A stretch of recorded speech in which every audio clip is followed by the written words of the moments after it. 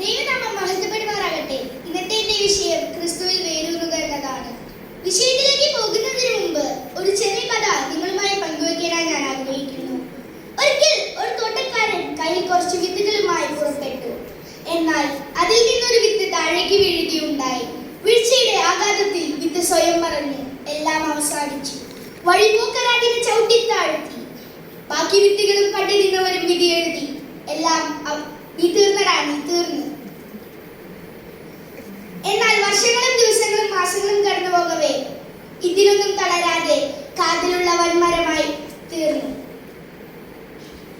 ക്രിസ്തുവിൽ വേരൂന്നുക എന്നതിന്റെ വിഷയത്തെ ആസ്പദമാക്കി യിരെമ്യാ പ്രവചനം 17-ാം അധ്യായം 8-ാം വാക്യം വായിക്കാം. യിരെമ്യാവ് 17:8 അവൻ വെള്ളത്തിനരികെ നട്ടിരിക്കുന്നതും ആറ്റരികെ വേരൂന്നിരിക്കുന്നതുമായ വൃക്ഷം പോലെയാകും. ഉഷ്ണം തട്ടുമ്പോൾ അത് പേടിക്കയില്ല, അതിന്റെ ഇല പച്ചയായിരിക്കും. വരൾച്ചയുള്ള കാലത്തും വാട്ടം തട്ടാതെ ഫലം കായ്ച്ചുകൊണ്ടിരിക്കും.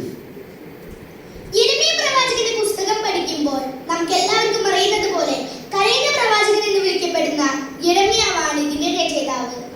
എന്നും BC 585-80 കാലയളവിലാണ് ഇത് രചിക്കപ്പെട്ടത്. അനുതാപമില്ലാത്ത യഹൂദയുടെ മേൽ ദൈവിക ന്യായവിധിയാണ് ഈ പുസ്തകത്തിന്റെ ഉള്ളടക്കം. എന്നാൽ 17-ാം അധ്യായത്തിലേക്ക് വരുമ്പോൾ ഇസ്രായേലിന്റെ പ്രത്യാശ ദൈവം എന്ന് കാണുവാൻ സാധിക്കും. 17-ാം അധ്യായത്തിന്റെ 8-ാം വാക്യത്തെ മൂന്നായി ചിന്തിക്കാൻ ഞാൻ ആഗ്രഹിക്കുന്നു. ഒന്നാമതായി, അവൻ വെള്ളത്തിനരികെ നട്ടിരിക്കുന്നത്. ഇവിടെ അവൻ എന്നത് കർത്താവായ യേശുക്രിസ്തുവിനെ കാണിക്കുന്നു. അതെ ക്രിസ്തീയ വിശ്വാസിയെ, കർത്താവായ യേശുക്രിസ്തു നിന്നെ വീണ്ടെടുത്ത് സൗജന്യ രക്ഷയിലൂടെ നല്ല ഫലം കായ്പാൻ നിന്നെ നട്ടിരിക്കുന്നു.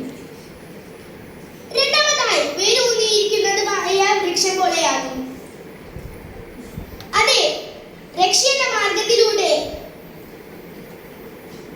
നടക്കപ്പെട്ട നീ സ്നാനം എന്ന പ്രക്രിയയിലൂടെ അടക്കപ്പെട്ട് ക്രിസ്തുവിൽ വേരൂന്നുന്നു. അങ്ങനെ നീ വേരൂന്നുമ്പോൾ ക്രിസ്തുവിൽ അനുദിനം വളരണം.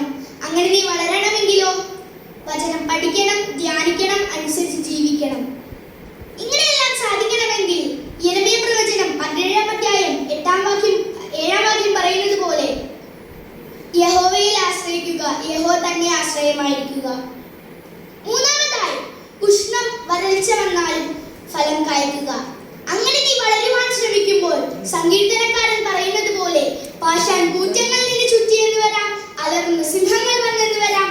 എന്നാൽ ഒരു കാര്യം ഓർത്തുകൊള്ളുക, നിന്റെ അടിസ്ഥാനം ക്രിസ്തുവാണ്. ഏത് പ്രതികൂലത്തിലും നിനക്ക് പറയുവാൻ സാധിക്കണം, എന്നെ ശക്തനാക്കുന്നവൻ മുഖാന്തരം ഞാൻ സകലത്തിലും മതിയായവൻ. അതെ ക്രിസ്തീയ വിശ്വാസിയെ,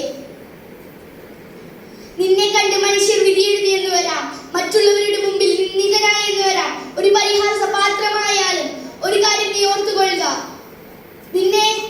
നീ ഉരുവാകുന്നതിന് മുമ്പേ നിന്നെ തിരഞ്ഞെടുത്തവൻ ക്രിസ്തു. ആകയാൽ പ്രതികാരം ചെയ്യാതെ ദൈവകോപത്തിന് ഇടം കൊടുപ്പിൻ. ഇത്രയും നേരം എന്നെ ശ്രമിച്ച ദൈവജനമേ, ഒന്ന് സ്വയം വിലയിരുത്തുക. തിന്മയോട് തോൽക്കാതെ നന്മയാൽ തിന്മയെ ജയിക്കുവാനും കൊലോസ്യർ 2:7-ാം വാക്യം പറയുന്നത് പോലെ അവളിൽ വേരൂന്നിയും ആത്മീയ വർധന പ്രാപിച്ചും വിശ്വസ്തത ഉറച്ചും വിശ്വാസ